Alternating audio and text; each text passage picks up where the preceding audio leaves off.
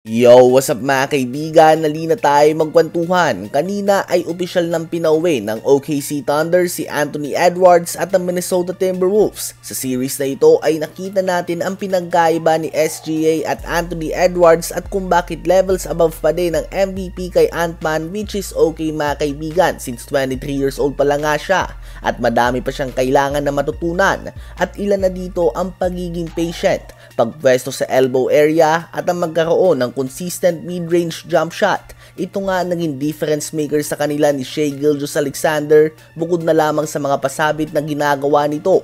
Ilang beses nga natin nakita sa series na ito na literal naglalakad lang si SGA patungo sa elbow area at popostehan na niya ang kanyang tao. Epektibo nga ito sa playoffs. Kung hindi kayo sang-ayon ay tingnan nyo na lang nga kung ilan ang singsing ni Kobe, Jordan at Kawhi. Dahil kapag meron ka nga nito ay bukod sa hindi madali ang i-double team ka, tuwing broken play na ay may go-to shot ka na magagawa mo kahit na napakahigpit ng depensa. Ang 1-2 dribble pull-up din ay isang malaking armas ni SGA na ginamit din nila Kobe at Jordan noon na pwedeng ma-apply ni Anthony Edwards sa kanyang style of play at ang pagiging overall patient lang sa nangyayari sa loob ng court and not forcing things. Well, madami pang oras si Anthony Edwards na matuto. Again, 23 years old pa lang nga siya. At from last season to this season, ay nakita naman natin na malaki ang in-improve niya sa kanyang 3-point shooting at playmaking.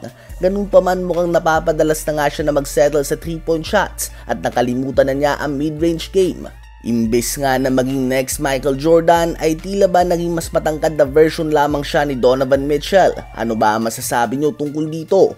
Ngayon ay tumungo naman tayo sa New York Knicks. Sila ay down 3-1 sa series kontra sa Indiana Pacers. Ang Knicks team na ito ay nagbubukang Minnesota Timberwolves last playoffs kung saan ang team na ito ng Knicks ay nakadesign na talunin ang isang team at yan nga ay ang Boston Celtics tulad ng Wolves last year sa Denver Nuggets. Gumawa sila ng trade para kay OG Anunoby, Mikal Bridges at Karl Anthony Towns upang matapatan si Jason Tatum, Jaylen Brown at Kristaps Porzingis at naging successful sila dito.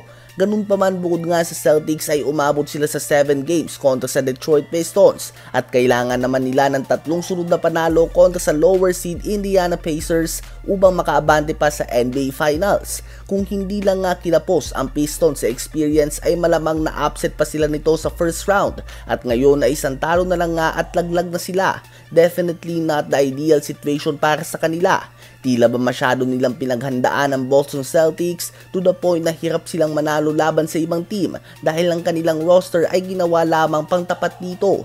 Ang opensa nila ay iso ball lamang ni Karl Anthony Towns at Jalen Bronson. Tila ba silang dalawa lang nga ang little man big man duo na walang pick and roll offense pagkus lahat lamang ito pick and pop and 5-out offense ala Boston Celtics. Ano ba ang masasabi nyo tungkol dito?